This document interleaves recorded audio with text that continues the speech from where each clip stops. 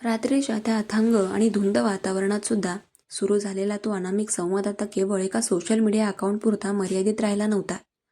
कबीर आणि अनया या दोघांनाही एकमेकांच्या खऱ्या ओळखीची पुसटशीही कल्पना नव्हती. पण तरीही त्या डिजिटल पडद्यामागून येणारे शब्द दोघांच्याही खऱ्या आयुष्यामध्ये एक मोठी खळबळ उडवून देत होते. अनया खिडकीपाशी बसून विचार करत होती की खऱ्या आयुष्यात कबीर सरांसारखा कठोर आणि भावनाशून्य माणूस अचानक कालच्या पार्टीमध्ये इतका मऊ कसा झाला, आणि ऑनलाईन जगतातला हा काव्य नेमका कोण असेल जो तिच्या प्रत्येक भावनेला, तिच्या प्रत्येक वेदनेला इतक्या अचूकपणे ओळखतो. दुसरीकडे कबीर आपल्या आलिशान फ्लॅटच्या गॅलरीमध्ये बसून अनया स्पार्क्सच्या मेसेजचा विचार करत होता. त्याच्या मनामध्ये केवळ एकच विचार चक्रावून जात होता की जगामध्ये कितीतरी लोक आपल्या भावना लपवून जगाशी लढण्यासाठी मुखवटे घालून जगतात. कबीरला अजिबात ठाऊक नव्हतं की ज्या मुलीच्या विचारांनी, ज्या मुलींच्या शब्दांनी त्याच्या मनातील एकाकीपणा दूर केला आहे, तीच मुलगी रोज सकाळी त्याच्यासमोर फाईल्स घेऊन उभी राहते. कबीरच्या मते ती मुलगी देशाच्या किंवा जगाच्या पाठीवर कुठेतरी दूर राहून आपल्या खडूस बॉसचा त्रास शेअर करत होती. कारण इंटरनेटवर हजारो लोक अनया या नावाने अकाउंट चालवत असतात. हा सस्पेन्स जितका घट्ट होता तितकाच तो रंजकही होता. कारण खरी ओळख अजूनही धुक्यामध्ये लपलेली होती आणि ती इतक्यात उघड होणार नव्हती. सकाळची वेळ झाली. मुंबईमध्ये पावसाचा जोर आता काहीसा ओसरला होता. पण आकाशामध्ये काळ्या ढगांची दाटी तशीच होती. हवेमध्ये एक सुखद गारवा होता. अनया आज नेहमीपेक्षा थोडी लवकर उठली होती. रात्री काव्याशी झालेल्या संवादाने तिच्या मनाला एक वेगळीच उभारी दिली होती. एक नवा आत्मविश्वास दिला होता. तिने आज कपाटातून काढून गडद हिरव्या रंगाचा एक सुंदर लखनवी पंजाबी ड्रेस परिधान केला होता. कानामध्ये मोठे चंदेरी झुमके, हातामध्ये चंदेरी कडे आणि डोळ्यांमध्ये गडद काजळ भरून ती आरशासमोर उभी राहिली. स्वतःच्याच प्रतिमेकडे पाहून तिच्या ओठांवर एक गोड राजरीक हसू उमटलं. आज तिच्या मनामध्ये कबीरबद्दलचा राग कालच्या त्या चहाच्या प्रसंगानंतर थोडा कमी झाला होता. उलट त्याच्याबद्दल एक वेगळंच अनामिक कुतूहल निर्माण झालं होतं. आज तर मी वेळेच्या आधी ऑफिसमध्ये पोहोचणार, मग बघूया तो खडूस माझ्यावर कसा ओरडतो ते, आणि काय लेटमार्क लावतो ते, ती स्वतःशीच मिश्किलपणे पुटपुटली. तिने आपले सॅक पाठीवर घेतली आणि ती घराबाहेर पडली. ठीक 8:45 वाजता अनया ऑफिसमध्ये दाखल झाली. अजून पूर्ण ऑफिस रिकामं होतं. फक्त हाऊसकीपिंगचे लोक साफसफाई करत होते आणि एसी सुरू करत होते. अनयाने आपल्या डेस्कवर बॅग ठेवावी, लॅपटॉप सुरू केला आणि कम्प्युटर स्क्रीनकडे पाहत विचार करू लागली. 9 वाजायला 5 मिनिटं बाकी असताना ऑफिसचे बाकीचे कर्मचारी रोहन, पियुष आणि रिया येऊ लागले. अनयाला वेळेच्या आधी बसलेलं पाहून रियाने डोळे मोठे केले. वा, आज सूर्य कुठून उगवलाय? अनया मॅडम 9च्या आधी जागेवर? अनयाने तिला जीभ दाखवली आणि ती कामात मग्न झाली. बाहेर बरोबर 9 वाजता कबीर केबिनच्या दिशेने चालत येताना दिसला. आज त्याने पांढऱ्या रंगाचा कडक इस्त्री केलेला फॉर्मल शर्ट आणि गडद करड्या रंगाची पॅन्ट घातली होती. त्याचा रुबाब नेहमीप्रमाणेच कडक, चालण्यामध्ये एक वेगळाच आत्मविश्वास आणि नजर कमालीची तीक्ष्ण होती. कबीरने ऑफिसमध्ये पाऊल ठेवताच त्याची नजर सवयीनुसार सर्वात आधी अनयाच्या डेस्ककडे गेली. ती वेळेच्या आधी येणं, शांतपणे कॉम्प्युटरवर काम करत असलेली पाहून कबीरच्या कपाळावर आश्चर्याच्या मोठ्या आठ्या झाल्या. त्याने चष्माच्या वरून 2 सेकंद तिच्याकडे पाहिलं. तिच्या त्या हिरव्या ड्रेसमधील लुकने त्याच्या नजरेला क्षणभर खिळवून ठेवलं. पण चेहऱ्यावर कोणतेही भाव न दाखवता तो नेहमीप्रमाणे कडक पावले टाकत सरळ आपल्या केबिनमध्ये निघून गेला. अनयाने हळूच मान वर करून कबीरच्या जाण्याकडे पाहिलं.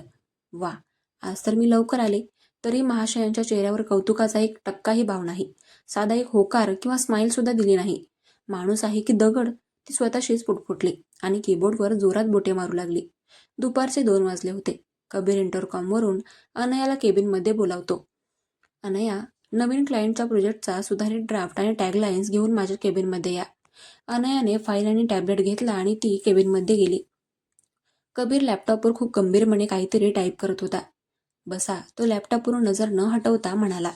अनया समोरच्या लेदर खुर्चीवर बसली. कबीरने लॅपटॉप बाजूला केला, चष्मा नीट केला आणि तिच्याकडून फाईल घेतली. तो अत्यंत बारकाईने तो कंटेंट वाचू लागला. आज केबिनमध्ये एक वेगळीच, काहीशी अस्वस्थ करणारी शांतता होती. कबीर फाईल वाचत असताना अनया नकळतपणे त्याच्या चेहऱ्याचे निरीक्षण करत होती. कपाळावर पडलेले त्याचे ते केसांचे बट, तीक्ष्ण नाक आणि गंभीर ओठ. खऱ्या आयुष्यात हा माणूस इतका कठोर का वागतो? काल कॅफेटेरियामध्ये तो जेव्हा चहाबद्दल हसला होता तेव्हा तो किती वेगळा, किती जिवंत दिसत होता. हाच विचार तिच्या मनामध्ये चक्रावून जात होता. कबीरने अचानक आपली नजर फाईलवरून वर केली. अनयाची नजर थेट त्याच्या धारदार नजरेला भिडली. चोरी पकडली गेल्यामुळे अनया एका क्षणासाठी प्रचंड भांबावली.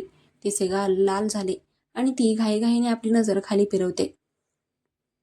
ती हातातील पेनशी चाळा करू लागली. कबीरच्या तीक्ष्ण नजरेमध्ये लक्षात आले की ती गेल्या काही मिनिटांपासून त्याच्याकडेच एकटक पाहत होती. त्याच्या ओठांच्या कोपऱ्यामध्ये एक अतिशय बारीक हसू येऊन गेलं, पण त्याने ते लगेच लपवलं. काही विचारायचं आहे का अनया? की माझ्या चेहऱ्यावर काही कंटेंट लिहिलाय? कबीरने शांत पण मिश्किल स्वरामध्ये विचारलं. नाही नाही सर, काही नाही. मी फक्त ते तुम्ही फाईल वाचत होता ना म्हणून, अनया चाचरत अडखळत म्हणाली. कबीरने फाईल टेबलवर ठेवली. तुमचा हा नवीन ड्राफ्ट मी पाहिला. आज तुम्ही खरोखरच खूप उत्कृष्ट काम केलं आहे. व्यावसायिक भाषेसोबतच तुम्ही यामध्ये एक अशी कलात्मक पकड ठेवली आहे जी ग्राहकाला थेट आकर्षित करेल. कालच्यापेक्षा हा कंटेंट खूप जास्त जिवंत आणि परफेक्ट आहे. Very good job. कबीरच्या तोंडून पुन्हा एकदा आणि तेही इतकं सविस्तर कौतुक ऐकून अनयाच्या चेहऱ्यावर एक प्रचंड मोठा आनंद आणि विजयी हसू आलं. Thank you so much sir. मला खूप आनंद झाला तुम्हाला हे आवडलं ते. आणि हो, आज तुम्ही वेळेत आलात त्याबद्दल सुद्धा धन्यवाद. जर तुम्ही अशी शिस्त आणि परफेक्शन ठेवलंत तर तुमच्या कामामध्ये आणखी सुधारणा होईल. कबीरने चष्मा काढून टेबलवर ठेवत म्हटले. अनयाने एक छोटा धाडसी श्वास घेतला आणि कबीरच्या डोळ्यांमध्ये पाहत धीर धरून म्हणाली, सर, शिस्त महत्वाची आहेच, मी मान्य करते.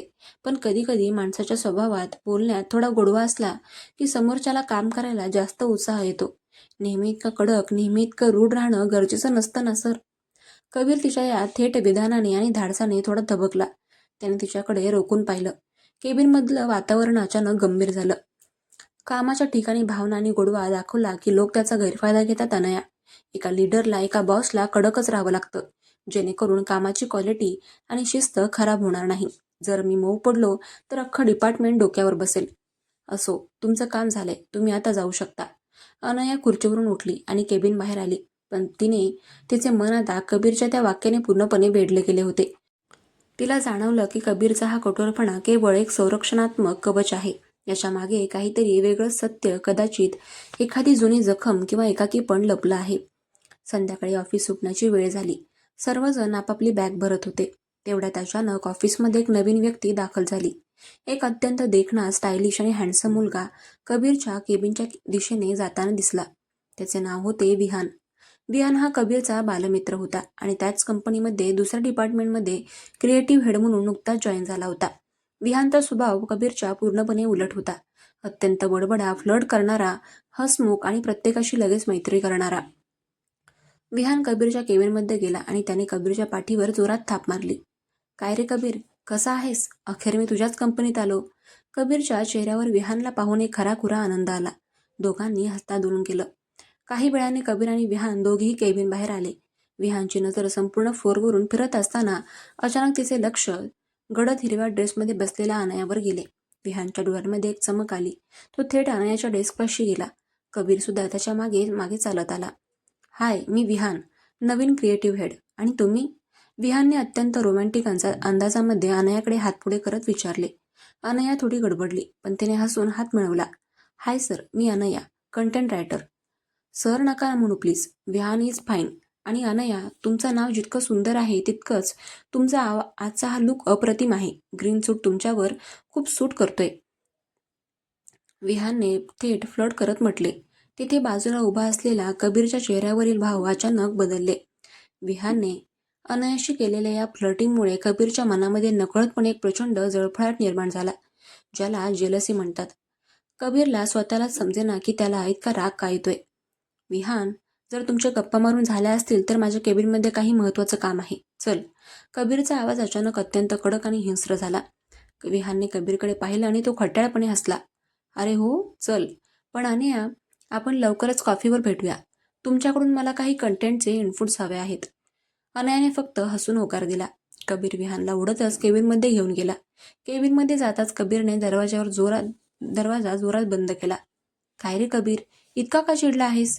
ती मुलगी खूप क्यूट आहे यार, विहान सोफ्यावर बसत म्हणाला. विहान, ती माझ्या डिपार्टमेंटमध्ये आहे आणि इथे ऑफिसमध्ये हे असे फ्लर्टिंग मला अजिबात खपणार नाही. कामावर लक्ष दे. कबीर दात ओठ खात म्हणाला. विहानने कबीरकडे बारकाईने पाहिले. त्याच्या मनामध्ये संशयाची पहिली ठिणगी पडली. कबीर या मुलीसाठी इतका पॉझिटिव्ह का होतोय? विहानने मनातल्या मनामध्ये एक गेम प्लॅन ठरवला. रात्री अनया लोकल ट्रेन पकडून आपल्या रूमवर आली. आज ऑफिसमध्ये घडलेला तो विहानचा प्रसंग आणि त्यावर कबीर सरांची ती चिडचिड तिला खूप विचित्र वाटत होती. कबीर सर इतके का चिडले अचानक? विहान सर तर फक्त नॉर्मल बोलत होते. ती स्वतःशीच विचार करत होती.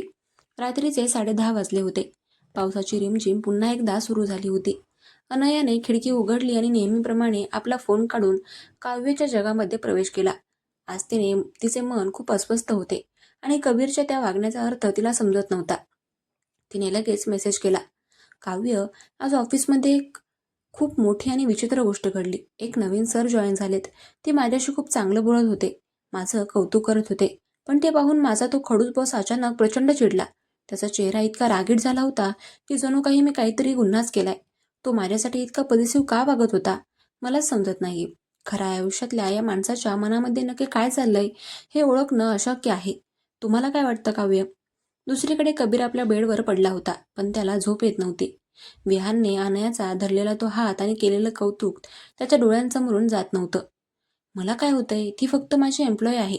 मग मला इतका राग का आला? तो स्वतःलाच प्रश्न विचारत होता. तेवढ्यात त्याच्या फोनवर अनया स्पार्क्सचा मेसेज आला. कबीरने मेसेज उघडला आणि तो वाचू लागला. कबीरने विचार केला की जगामध्ये असे अनेक लोक असतील जे नवीन लोकांच्या येण्याने आपल्या कामाच्या ठिकाणी अस्वस्थ होत असतील. तो तिला अनया स्पार्क्स या टोपण नावाने ओळखत असल्यामुळे आणि तिने तिच्या मेसेजमध्ये कोणत्या कंपनीचे किंवा शहराचे नाव लिहिले नसल्यामुळे कबीरला वाटले की ही इंटरनेटवरील त्याची एक सामान्य मैत्रीण आहे, जी तिच्या ऑफिसचा अनुभव शेअर करत आहे. कबीर अजूनही पूर्णपणे अंधारात होता की ही त्याचीच एम्प्लॉई अनया आहे. कबीरने विचार करून रिप्लाय टाईप केला. अनया, कधी कधी माणसाला स्वतःला समजत नाही की तो काय वागतोय. तुमचा बॉसचा तो राग, ती चिडचिड, तो त्याचा पॉझिटिव्हनेस कदाचित त्याच्या कामाबद्दलच्या कडक स्वभावामुळे असेल किंवा कदाचित नकळतपणे त्याला तुमचं दुसऱ्याशी जास्त बोलणं आवडलं नसेल. खऱ्या आयुष्यातल्या या माणसाच्या स्वभावाला समजून घ्यायला थोडा वेळ द्या. कारण कधी कधी जे चेहरे सर्वात कठोर दिसतात त्यांच्या मनामध्ये सर्वात जास्त वादळे सुरू असतात. अनयाने बेडवर पडून तो मेसेज वाचला. कबीरच्या त्या शब्दांनी तिच्या हृदयामध्ये एक प्रचंड मोठी खळबळ उडवून दिली. ती कबीरच्या रागाचा विचार करू लागली आणि विचार करू लागली की काव्य किती समजूतदार आहे. या दोन वेगवेगळ्या पुरुषांच्या चक्रामध्ये तिचे मन अधिकच गुरफटत चालले होते. सस्पेन्स आणि गुपिते अजूनही तशीच सुरक्षित होती आणि हा नात्याचा खेळ अधिकच गडद होत चालला होता.